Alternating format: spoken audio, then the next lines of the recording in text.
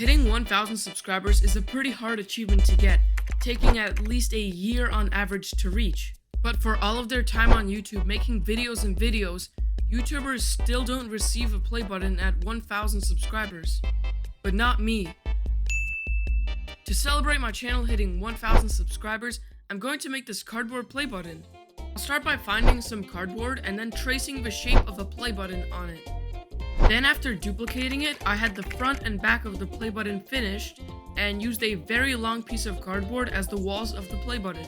After taping it all together, I had a cardboard box, which is exactly what I started with, but smaller.